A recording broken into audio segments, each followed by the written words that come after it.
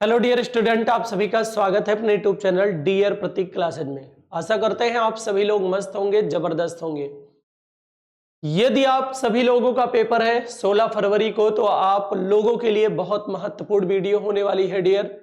तो आप सभी लोगों को अंत तक जरूर रहना है इस वीडियो में, और अंत में बहुत अच्छी जो है आपको कुछ ऐसी बातें बताई जाएंगी, कुछ ऐसे टिप्स दिए जाएंगे जो बेहतर अंक पाने के लिए आप अपना सकते हैं ऐसे टिप्स को। और सबसे बड़ी बात है कि आप सभी को बता दें, यदि आप ऐसी गलतियां शुरुआत में कर देते हैं तो अंत में मार्कशीट पाने के बाद भी आप कम से कम 6-7 साल तक लगातार कम से कम 20,000 रुपए आपके बर्बाद चले जाते हैं नाम सही कराने में।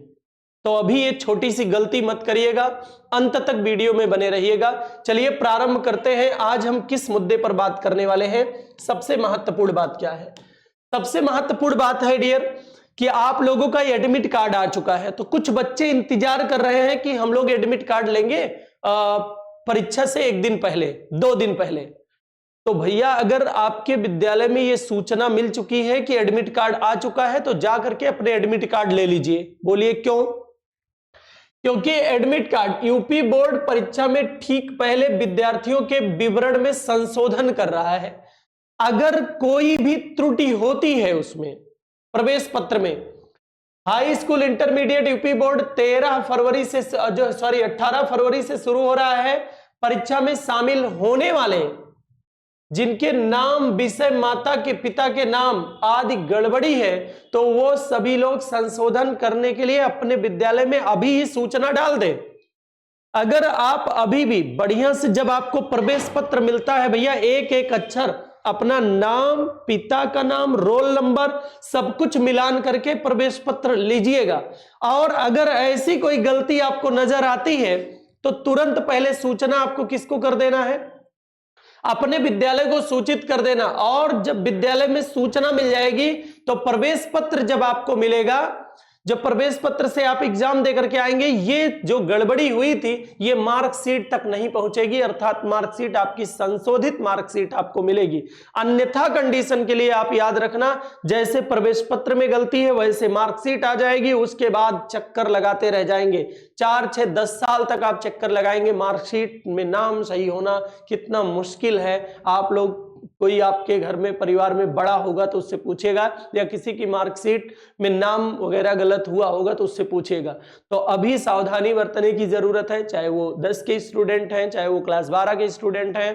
प्रवेश पत्र पाते समय नाम, पिता का नाम, रोल नंबर सब कुछ, सब्जेक्ट में तो बहुत गलतियां होती हैं, सब्जेक्ट ही चेंज हो जा रहे हैं। तैयारी आप किसी दूसरे की किए हैं, सब्जेक्ट कोई दूसरा आ जा रहा है, तो ये विधिवत आप चेक कर लीजिएगा।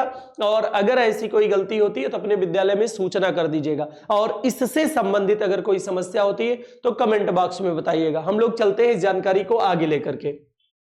ये जानकारी हमारी आगे पहुंच चुकी है। छात्रों के नाम, विषय आदि की त्रुटियों में संशोधन जारी होंगे प्रवेश पत्र। चलिए अभी आपको यहां से देखेंगे, कह रहा है बिंदुवार पढ़ाई से मिलेंगे अच्छे अंक, पिछले वर्षों के प्रश्न पत्र भी हल करें। ये लोगों के विचार हैं। पिछले जो सत्र के जो है प्रवेश पत्र है, प्रश्न पत्र है, उनको आप हल करें। तो वो तो आप ऑलरेडी सॉल्व करते हैं। कुछ बातें इंपॉर्टेंट हम आपको दिखाते हैं भैया, बहुत ही इंपॉर्टेंट बात है, इस पे आपको ध्यान देना है, ठीक है? इन बातों पे आप ध्यान दीजिए। कुछ बोर्ड की तरफ से सूचना भी आई है, कुछ ऐसे यूपी बोर्ड के कुछ बुद्धिमान हैं जिनके विचार आप लोगों के साथ साझा किए हैं। जरा इनके विचारों को आप समझिए क्या है। 1 मिनट, आइए चलिए इनके विचारों को हम पढ़ के और आपको एक एक पॉइंट समझाते हैं। कुछ ऐसे हैं, इनके विचार आपके लिए आए हैं। जब आपके लिए आया है जो जानकारी, वो आप तक पहुंचे। हम बीच में हैं क्यों? परीक्षा केंद्र पर कम से कम 30 मिनट पहले पहुंचे। चलिए बहुत अच्छी बात है, ये तो सबको पता है कि भाई 10-20 मिनट पहले पेपर सेंटर पे मुझे पहुंचना चाहिए, ठीक है? हो सकता है प्रवेश पत्र किसी दिन घर पे भूल गए हो, तो इतना समय होना चाहिए कि वापस मंगाया जा सके प्रवेश पत्र। तो 20-25 मिनट पहले ही आपको पहुंचना है।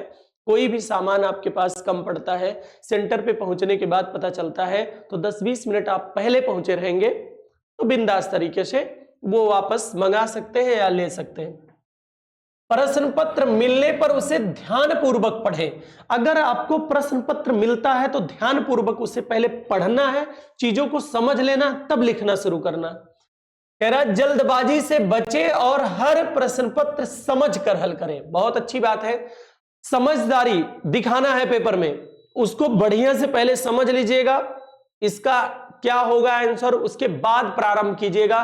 नहीं तो पता लगा, हम देखते हैं बहुत लोग क्या करते हैं कि प्रश्न पत्र 2 लाइन समझ में आ गया, 2 लाइन लिख लिए, बैठे हैं, उसके बाद अरे भैया पूरा सोच लेते तब लिखते। ठीक है, तो ये तो अपनाना ही है। एक बार में समझ ना आए तो प्रश्न पत्र को दोबारा पढ़े। एक बार कोई प्रश्न पत्र आपको ना समझ में आए, कोई भी प्रश्न एक बार नहीं समझ में आया तो उसको दोबारा पढ़ लेना है। ठीक है, दोबारा से पढ़े। कह रहा यथासंभव उत्तर क्रमवार लिखे। यथासंभव अगर ऐसा हो सके तो क्रम से लिखना है, जैसे प्रश्नोत्तर नंबर फर्स्ट, फिर उसके बाद उसका खंड, प्रश्नोत्तर नंबर सेकंड, फिर उसका खंड, ऐसे करके अगर आप क्रमवार लिखते हैं तो ये कॉपी चेक करने में भी आसानी होती है और एग्जामिनर को भी सुविधा हो जाती है, और जैसे ही एग्जामिनर को सुविधा होगी तो आपको उसका लाभ मिलेगा। बेहतर अंक पाने के लिए अपनाएं यह टिप्स। चलिए कुछ और टिप्स हैं।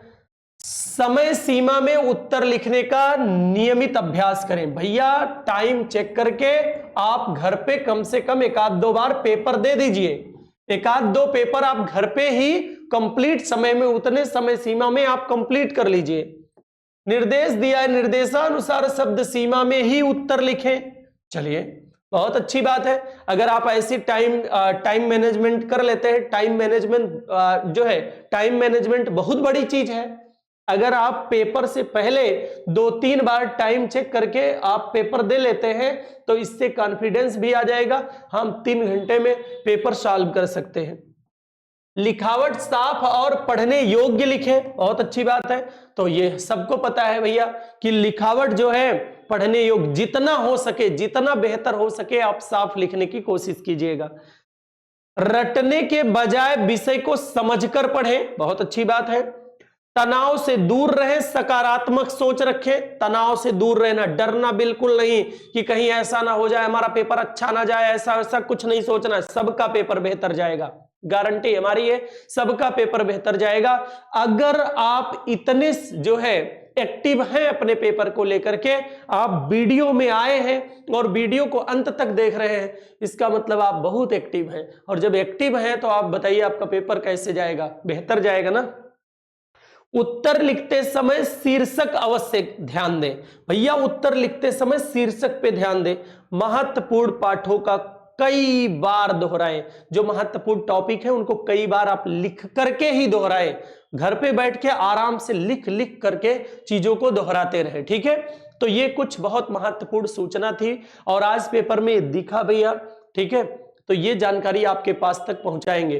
तो यदि आपको वीडियो अच्छी लगी हो, ऐसे ही कई वीडियो लगातार हम आपको जानकारी देते रहेंगे।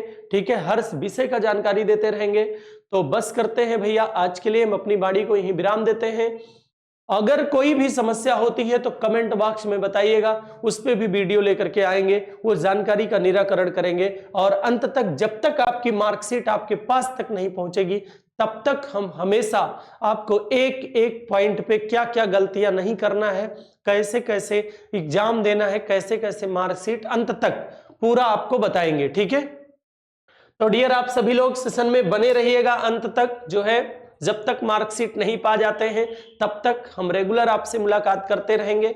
तो बस करते हैं आज के लिए इतनी ही जानकारी के साथ हम अपनी वाणी को विराम देते हैं और आपका पेपर बेहतर हो इसके लिए आपको बधाई और शुभकामना पहले ही देते हैं। बहुत बहुत धन्यवाद डियर, बहुत ही अच्छा लगा आप सभी लोग अंत तक वीडियो में बने रहे। तो हमें उम्मीद है कि इस पूरे वीडियो से आपको जरूर कुछ सीख मिली होगी। तो इन्हीं के साथ हम अपनी वाणी को विराम देते हैं। बहुत बहुत धन्यवाद।